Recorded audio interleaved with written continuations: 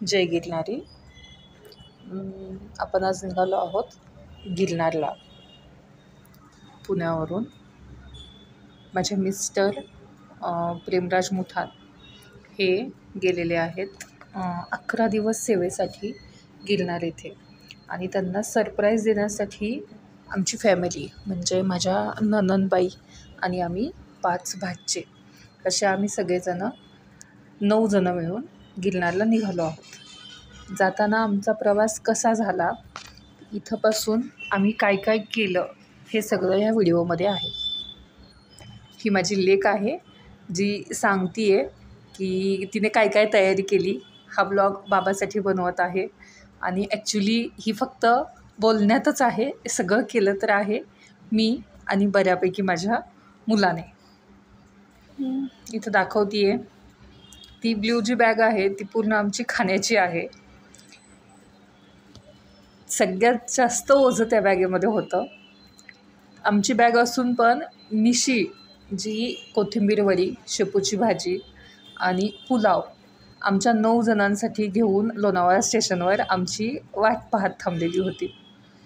पण आमच्या नशिबात तिचं इतकं स्वादिष्ट जेवण खाणं नव्हतं. त्यामुळं आमचा ट्रेनचा तिथे स्टॉप नसल्यामुळे प्लॅटफॉर्मवरती तिला पाहत पाहत आमची ट्रेन निघून गेली.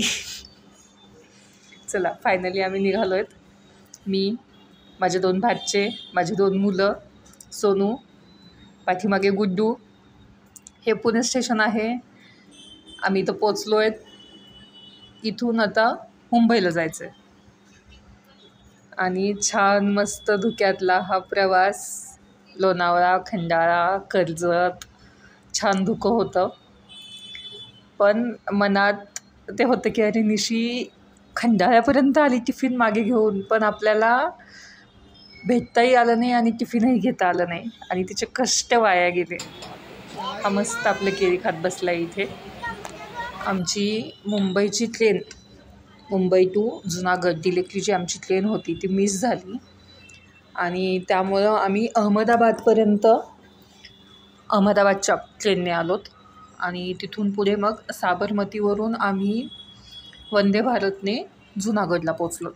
आमची ट्रेन का मिस झाली तर आम्हाला बांद्रा आणि बांद्रा टर्मिनल्स याच्यातला फरक माहीत नसल्यामुळे आमची ट्रेन 2 मिनटासाठी आमच्या समोरून निघून गेली. गार्डला आम्ही रिक्वेस्ट करूनसुद्धा त्यांनी ट्रेन आमची थांबवली नाही.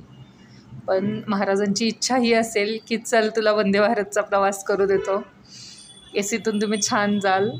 त्यामुळे ते कसंही करून आम्हाला त्यांच्यापर्यंत नेणार ही मनात इतकी इच्छा होती. त्यामुळं मध्ये अडथळा येऊनही आम्ही सुखरूपपणे जुनागडला व्यवस्थित वेळेच्या आधी पोचलोत. चला तर आता आमचा प्रवास छान सुरू झाला आहे. मस्त चहा बिस्किट झालेलं आहे खाऊनही. आम्ही आमच्यासोबत जे आणलं होतं तेही सगळं खाल्लेलं आहे आणि बाहेरचं नेचर पाहत एन्जॉय करत प्रवास सुरू झाला आहे. शेवटी फायनली आम्ही जुनागडला जी ट्रेन होती मुंबईवरून त्या ट्रेनच्या आधी म्हणजे मंदाताई, वैष्णवी, जानू, वैभवी या सगळ्यांच्या आधी आम्ही इथे पोचलेलो आहोत. आम्ही आता त्यांची वाट पाहतो आहे. ही वाट पाहत असताना मस्ती सुरू आहे. ऑब्व्हियसली दीदी जे करते आहे ते यालाही करायचं असतं. तर आत्ता आम्ही आलो आहोत सनातनमध्ये जुनागडला. यावेळी आम्ही इथे राहणार आहोत. फर्स्ट टाईम मी इथे राहते आहे. याआधी आम्ही गोरक्षनाथमध्ये असायचो, पण मी म्हटलं इथंही कसं आहे ते एकदा पाहावं. आणि स्पेशली इंदुबेन यांच्याकडे आम्हाला जेवण करायचं होतं. त्यामुळं गोरक्षनाथचा ऑप्शन कॅन्सल करून सनातनमध्ये आम्ही 2 रूम घेतलेल्या होत्या.